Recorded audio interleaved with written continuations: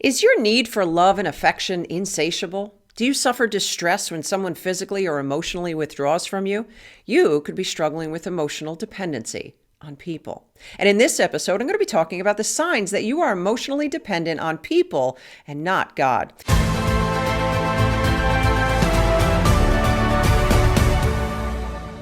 Well, hey, my friend, welcome back to another edition of the Building Faith podcast. I'm your host, Kris Reece, and it is my mission, as always, to provide you with biblical solutions to life's tough challenges.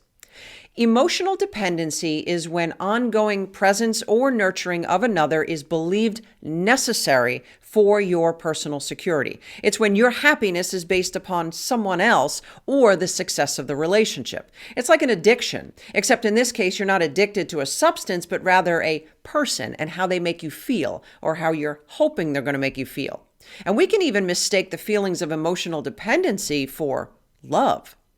Look, everyone needs to know that he or she is loved and approved of, and this ideally should come from our family of origin. And when there is a secure attachment developed in childhood, we are better equipped to have healthy relationships with others and with God. But in the cases of insecure attachments, the struggle is often exhibited through performance. If I can do enough, be good enough, then I will get the acceptance and the approval. And when your worth hinges on others, you can easily slip into emotional dependency on people. Emotional dependency can be on just about anybody: parents, romantic partners, pastors, even friends.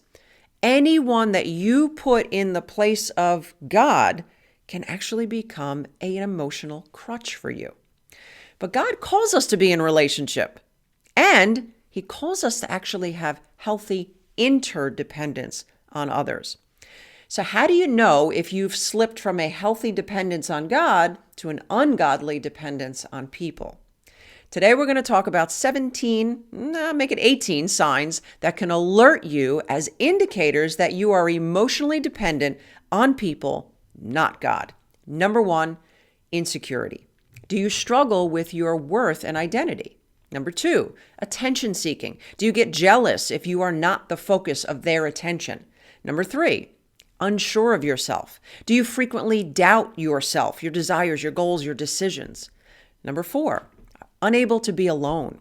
Do you struggle to enjoy frequent quality alone time without this person? Do you experience panic and anger when this person withdraws? Number 5, the need for approval. Are you always looking for their approval?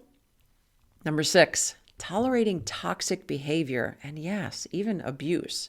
Do you reason away their bad behavior? Number 7, indecisive. Do you have trouble making even the smallest decisions? It's usually out of a fear of displeasing the other person. Number 8, low self-esteem and self-worth. Do you constantly worry about not measuring up? Do you question your identity in Christ? Number 9, critical of self and others. Do you frequently have something negative to say about yourself and other people? Number 10, frequently anxious. Do you often feel physical or emotional anguish? Are you unable to relax? Number 11, jealousy and trust issues. Do you frequently express jealousy, possessiveness in this relationship? Do you often see others as a threat to it? Number 12, fearful. Are your actions driven by fear? Fear of rejection, fear of confrontation, fear of loss. Number 13, self-punishing. Do you beat yourself up when your needs aren't met? Number 14, plays the victim. Do you often blame others for not meeting your needs? Do you feel like a martyr? Number 15 is poor communication. Do you struggle to express your needs for a fear of rejection, a fear of abandonment, the loss of the relationship? 16, constant need for reassurance. Are you frequently checking in with the other person to be sure that they're okay so you can feel okay? Number 17, manipulative.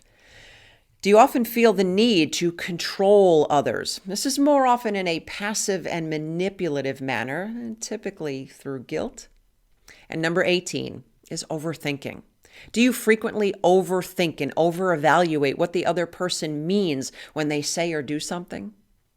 My friend, anyone can struggle with these traits from time to time, but an emotionally dependent or needy person will display these traits with much more frequency than on occasion.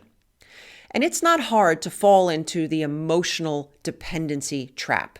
A traumatic event, an unloving upbringing, an unnurtured temperament, a dismissive parent can begin to turn our focus away from God's love and now turn it towards others in an attempt to get our emotional needs met. And we all need relationship, and albeit some need it more than others. But what do you do when you feel like you can't function without this relationship? You see, the problem with emotional dependency is that it is insatiable. There is no one, my friend, that could possibly meet your needs for love and approval. But God can. He wants to be your source. He wants to be your all in all. Will you let him? There are some serious dangers remaining in an emotionally dependent state. Number one, it makes you prone to manipulation. You want to be a target for toxic people? Stay emotionally dependent. Number two, it actually can block your ability to hear from God. And we hear best from God when we are in communion and full submission to Him. Being dependent emotionally on someone else will keep you actually reliant upon them, not God.